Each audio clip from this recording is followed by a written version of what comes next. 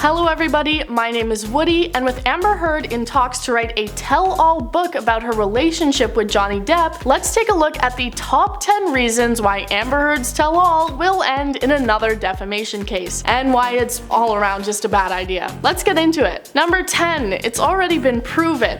One of the main issues with her interview on NBC Dateline and the potential book of what went on during her and Johnny's relationship is that the majority of the accusations that she continues to discuss and stand by as the truth were already determined by a jury to be false. The evidence presented by both sides proving that her allegations were not based in any sort of fact, and the court of public opinion not believing her. So the precedent has been set that the statements were defamatory. So if she takes to the public to continue making these accusations and allegations and continues to write about them in the future book, she is continuing to commit the crime of defamation. So this could put her wide open for being taken to court again for trying to push the same scenarios as truth and trying to pull Johnny Depp down and present him as the villain and herself as the victim. Number 9, perjury. Another thing that people are calling for Amber Heard to be taken to court over, even since she first took the stand, is for her committing the act of perjury. Perjury is when you purposefully and knowingly lie in court while under the oath. One defamation lawyer said that it's definitely possible that she could face the charge, saying, "I think that as this case goes on and we start seeing more and more objective evidence that she is lying about things under oath, that's when it starts crossing the line into the possibility that she is fabricating evidence, fabricating photos, fabricating bruises, altering evidence, and then submitting it." Perjury is a big deal in court cases as it can put a massive wrench in delivering justice. One of the most important parts of a case is evidence, as you have to prove that whatever happened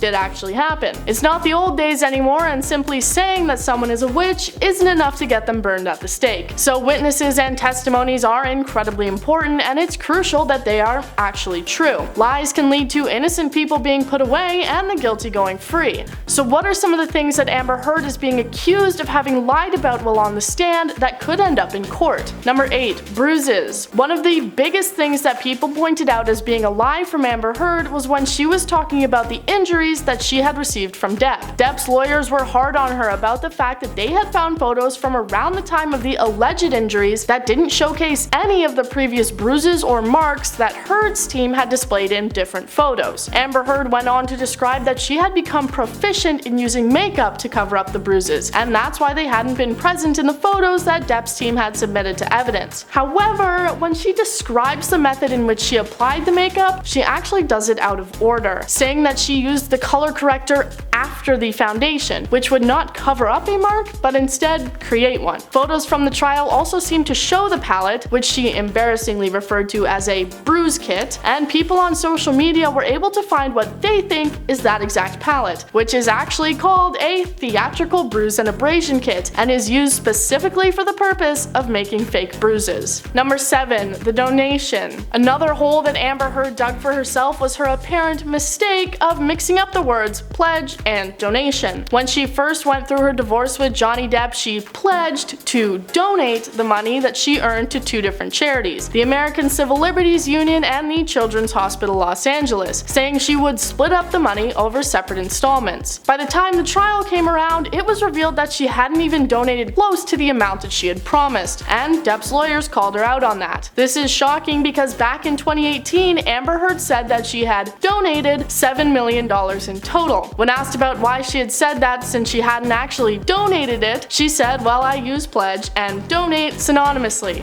which literally nobody else does. Pledge being the promise to do so, and donate being actually doing it. So she was basically trying to cover it up by saying that she had used donate to say she was going to donate it and not that she actually had. Is this too confusing yet? Let's just move on. Number 6, therapist's notes. This lie was a piece of evidence that was not actually accepted into court, it being disallowed under the grounds of it being considered hearsay. She brought it up in her Dateline episode where she referred to it as the one piece of evidence that she wished would have been considered, this being therapist's notes that had allegedly been written during her relationship with Johnny. Amber saying it is a binder's worth of years worth of notes about things Johnny had done to her. Many people, however, have looked at the pictures of the supposed notes and started to analyze them. One therapist claiming that it looks nothing like how a real therapist would write, and people comparing the handwriting to Amber's own, finding them shockingly similar. So if she tried to explain these in her book and present them as factual, anything new in there could probably be considered as being defamatory. Number 5. New information. On the topic of new information that the therapist's notes might be hiding, there is also the fact that Amber Heard will have a great opportunity to bring up plenty of new accusations between the two covers. This is why many people are saying she needs to be extremely careful about what she says and how she says it, as it could turn into the results of the op-ed all over again. If new accusations are made or even more information is added to the original ones, Johnny Depp and his team are open to finding them defamatory as well, as long as he can prove that these new allegations and statements cause some sort of damage to him, as this is required to prevail in a defamation case. Number 4. The Dateline Special. Before talks of the potential book started going around, those following the aftermath of the trial were excited to see Amber Heard's appearance on an NBC Dateline television special. People were wondering what new information might come out and if Amber Heard might be as heavily mocked for her performance in this as she was for her performance in the trial. But most people were left disappointed, as it really didn't present viewers with any new information about what had been going on, save for Amber's mention of the disallowed so-called therapist notes. She mostly restated the previous accusations she had made throughout the trial, still standing by her declaration that they were true. While it may have been a bit of a boring and disappointing episode for avid viewers, it does raise some concerns for Amber's situation and her determination to continue speaking out. Because the airing of this episode can be considered another publication, her statements could once again fall under defamation, Amber towing a very dangerous line with everything that she says. Number 3. Public opinion. With the massive spectacle that the trial became and kind of still is, you'd be lying if you said that the majority of the public hadn't turned against Amber Heard. From the social media memes to callouts and personal attacks, it's clear that Amber Heard's reputation has never been worse, and she seems to only have a small group of fans left attempting to defend her. Over the past few weeks, we have heard constant cries from people that Amber needs to go back on the stand for perjury, and calling her out for other potential crimes. As a result, if she ended up going back to trial for defamation again, or potentially her even attempting to sue Johnny again, it probably won't end very well for her. As was alluded to by Amber and her lawyers, they believe that the jury was swayed by social media during the trial. If they ever needed to go back again, you would be hard-pressed to find anyone to sit on the jury who had no previous knowledge of the original trials and would not have bias in either direction. Because of the eyes she has on her, every little thing she says is being carefully dissected and analyzed. So if she wants to write a book,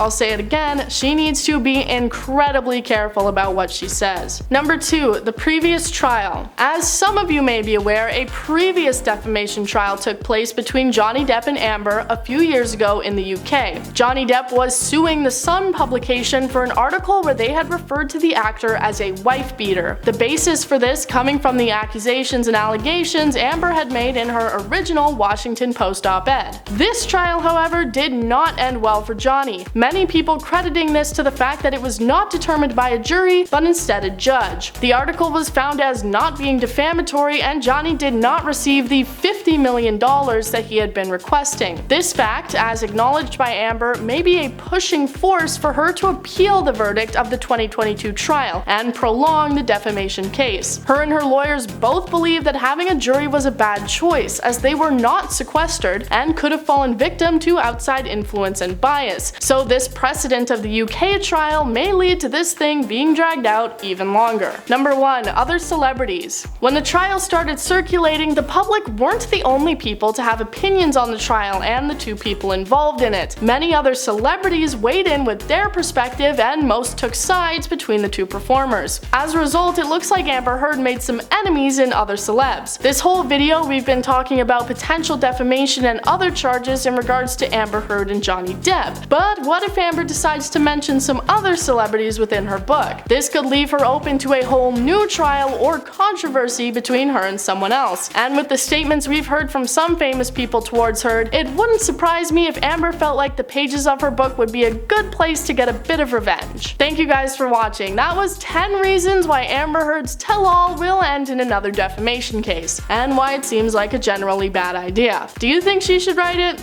Let me know. I've been Woody, and you've been amazing. Join us next time for more.